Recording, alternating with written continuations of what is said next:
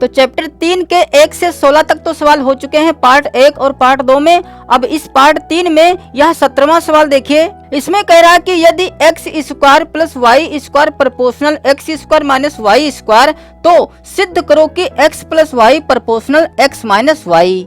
तो इसमें भी हम वैसे करेंगे जैसे कि पिछले सवालों में करते आए हैं। तो पहले तो हमारे पास जो दिया है वह लिख लें, x square plus y square proportional x square minus y square. तो इसमें भी पहले हम प्रोपोर्शनल हटा लें जैसे कि पिछले सवालों में हटाते आए हैं। तो जब हम इस प्रोपोर्शनल की जगह पर बराबर लगाएंगे तो यहाँ पर हम कोई नियतांक के जोड़ देंगे और इधर हो जाएगा x square minus y square. अब ब्रैकेट खोल लें के से गुणा कराकर, तो क्या हो जाएगा एक्स स्क्वायर प्लस का वाई स्क्वायर प्लस का के एक्स स्क्वायर माइनस का के वाई स्क्वायर। ठीक है, अब एक्स एक्स एक तरफ वाई वाई एक तरफ कर लें, तो एक्स स्क्वायर और जो यहाँ के एक्स स्क्वायर प्लस का है इधर आएगा तो माइनस का के एक्स स्क्वायर हो जाएगा, और बराबर इधर है माइनस का के वाई स्क्वायर और जो यहाँ प्लस का वाई स्क्वायर है इधर आएगा तो माइनस का वाई स्क्वायर हो जाएगा। यहाँ से हम एक्स स्क्वायर कॉमन ले सकते हैं, तो यहाँ पर बचेगा एक और माइनस यहाँ पर बचेगा के, और बराबर इधर है वाई स्क्वायर, तो हम यहाँ से वाई स्क्वायर कॉमन ले सकते हैं, तो यहाँ पर बचेगा माइनस का के और माइनस का बचेगा एक।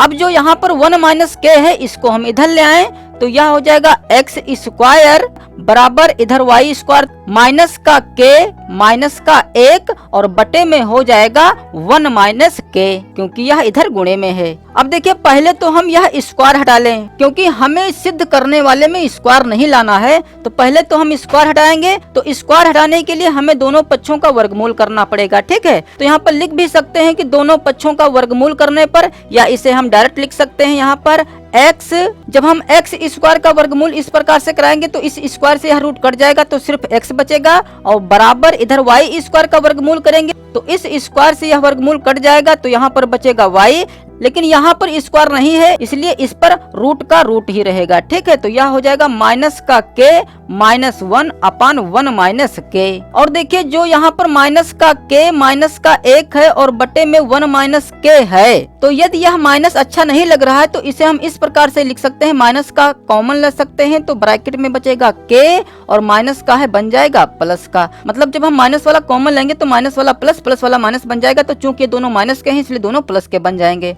और बटे में इधर भी नीचे भी माइनस का कॉमन ले लें, माइनस का के है प्लस का के बन जाएगा और प्लस का एक है माइनस का एक बन जाएगा। ठीक है, तो यहाँ से हम माइनस माइनस काट सकते हैं, तो यहाँ पर हमारे पास बचेगा के प्लस 1 अपान के माइनस 1।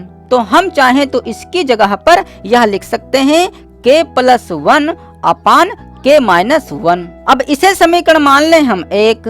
अब देखिए चूंकि हमें एक तरफ x प्लस वाई लाना है और दूसरी तरफ x माइनस वाई लाना है, ठीक है, तो यहीं से हम x प्लस वाई और x माइनस वाई बनाएंगे। तो हम जानते हैं जैसे यहाँ पर x बराबर y है, तो चूंकि यहाँ पर दो पक्ष हैं, एक पक्ष यह है एक पक्ष यह है, तो यदि हम यहाँ पर दो जोड़ दें तब देखिए हमारे पास था x बराबर y, और जब यहाँ पर हमने दो जोड़ दिया तो हमारी इस समीकरण के मान पर प्रभाव पड़ गया। ठीक है, और यदि हम प्रभाव नहीं डालना चाहते हैं तो हमें इधर भी दो जोड़ना होगा। तो अब जब हम इसको हल करेंगे तो x जो प्लस का 2 है इधर आएगा तो माइनस का 2 हो जाएगा, इधर 2 पहले से है, यह 2 इधर माइनस का हो जाएगा, तो 2 से 2 कट जाएगा, मतलब जितना था उतने का उतना फिर हमारे पास आ गया। तो इसमें भी हम वही करेंगे, अगर हम इधर y जोड़ेंगे तो हमें इधर भी y जोड़ना होगा। ठीक है, इधर से y घटाएंगे तो हमें इधर भी y घटाना होगा। तो पहले हम y जोड़ लें फिर y घटा लें ताकि इसके जैसा प्राप्त हो सके। ठीक है,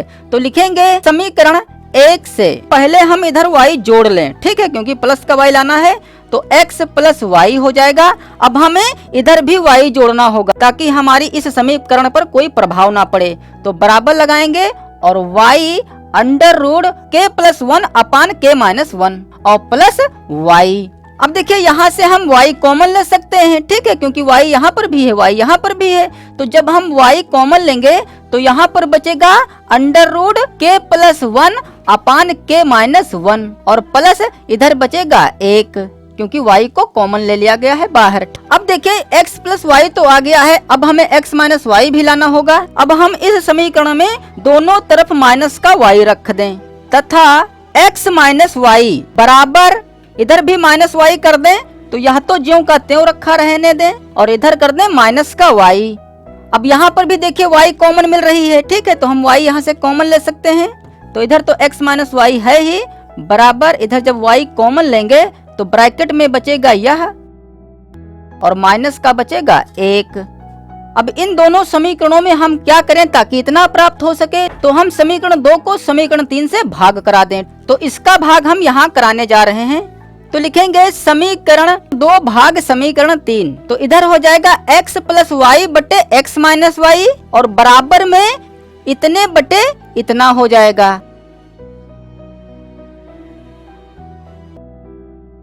अब यहाँ से y और y कट जाए ऊपर नीचे होने की वजह से। तो अब देखिए यहाँ पर जो x माइनस वाई है यह बटे में है, इधर जाएगा तो गुणे में हो जाएगा, ठीक है। तो इसे हम इस प्रकार से लिख सकते हैं x प्लस वाई बराबर यह तो ज्यों का त्यों रहेगा।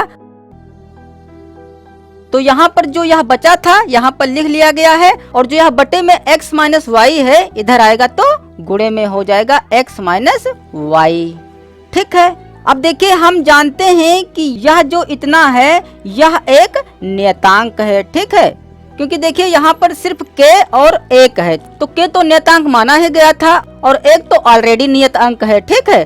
तो यह तो पूरा हो गया नियतांक। तो हम जानते हैं कि जब नियतांक को हम हटाते हैं तो बराबर की जगह पर हम प्रपोर्शन लगाते हैं, ठीक है, जैसे कि पिछले सवालों में करते आए हैं। तो यहाँ पर हम लिख सकते हैं x plus y proportional x minus y, और जो कि यही चीज हमें सिद्ध करनी थी।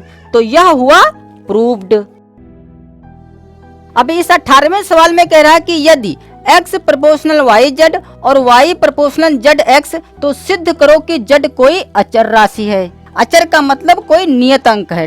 तो यहाँ पर दिया है x प्रपोर्शनल वाई जेड, तो यहाँ से जब हम प्रोपोर्शनल हटाएंगे तो क्या हो जाएगा x बराबर यहाँ पर कोई नियतांक m जोड़ दें, क्योंकि हमें यहाँ पर n जोड़ना पड़ेगा, या इसको हम k1 मान सकते हैं और इसका नियतांक k2 मान सकते हैं, ठीक है। तो यह हुआ k1 yz।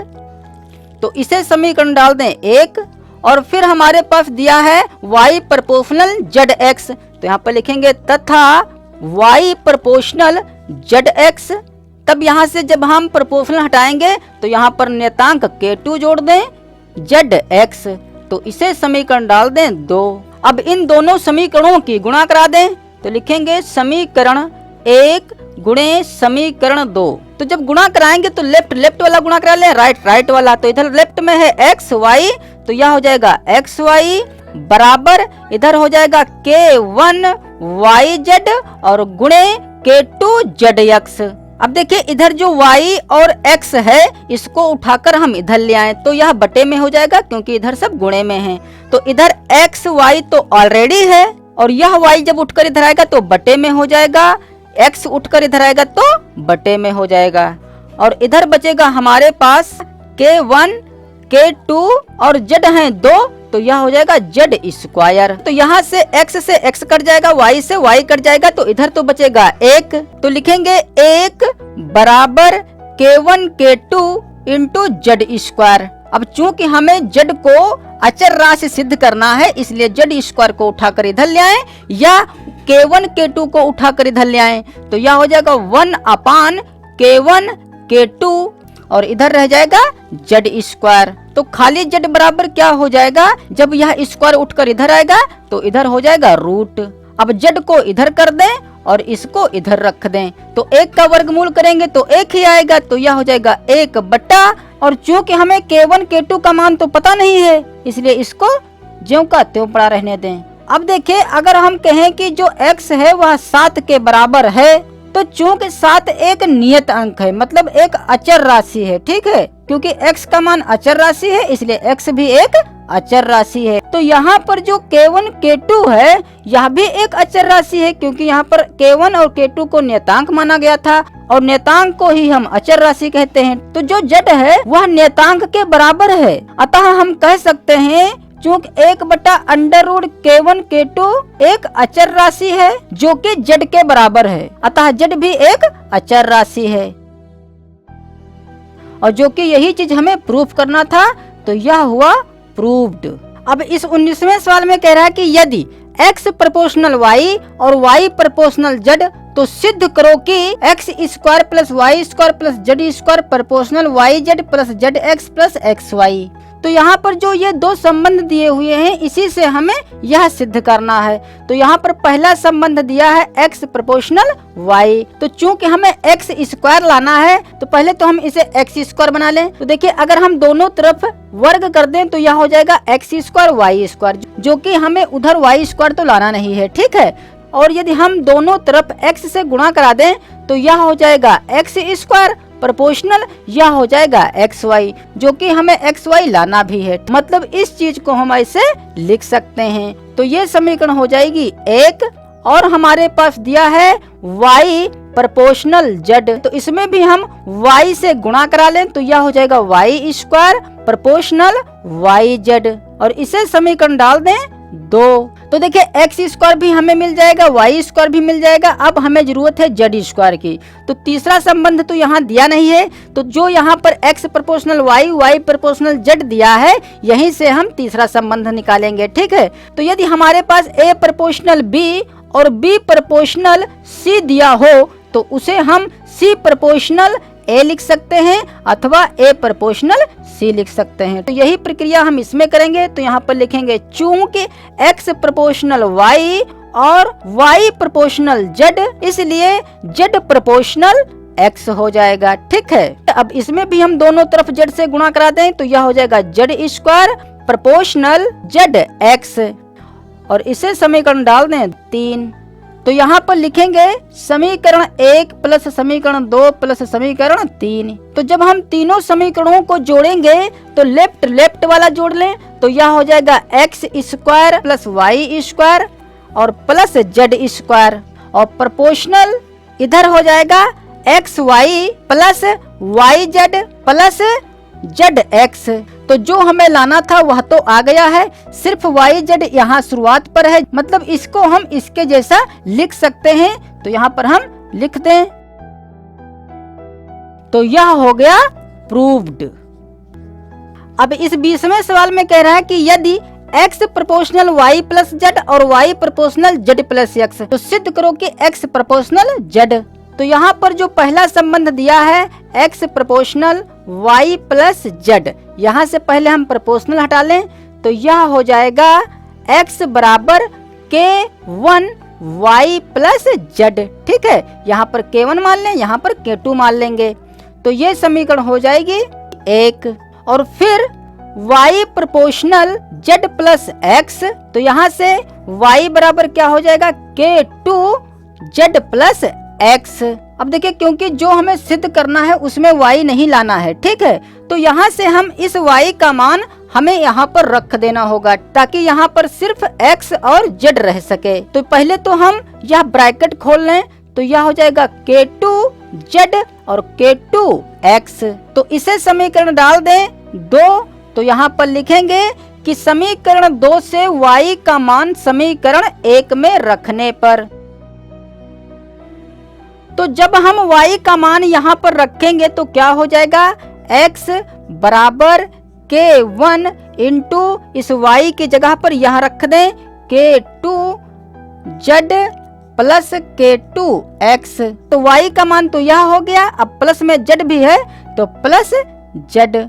अब यह ब्रैकेट खोल लें k1 से गुणा करा के सभी में, तो यह हो जाएगा k1 k2 z plus k1 k2 x फिर प्लस k1 z। अब x x एक तरफ कर लें और z z एक तरफ कर लें, तो जो यहाँ पर यह k1 k2 x है इसको उठा लाएं इधर, तो यह हो जाएगा माइनस का k1 k2 x और बराबर में इधर बचेगा k1 k2 z और k1 z। अब यहाँ से हम x कॉमन ले सकते हैं, तो जब x कॉमन लेंगे तो यहाँ बचेगा 1 और माइनस k1 k2 और बराबर इधर से जब हम z कॉमन लेंगे तो यहाँ पर बचेगा k1 k2 और प्लस यहाँ पर बचेगा k1। अब इस नियतांक को हम इसके बटे में कर दें तो यह हो जाएगा x बराबर, इस नियतांक को हम शुरुआत पर इस प्रकार से लिख सकते हैं k1 k2 प्लस K1 और इस Z को हम इधर रख सकते हैं और जो यह गुणे में है 1 माइनस K1 K2 इधर आएगा तो बटे में हो जाएगा। तो अब देखिए चूंकि यह नियतांक है और जिसे हम हटा सकते हैं, तो जब हम इसे हटाएंगे तो इस बराबर की जगह पर लग जाएगा प्रोपोर्शनल और उधर है Z।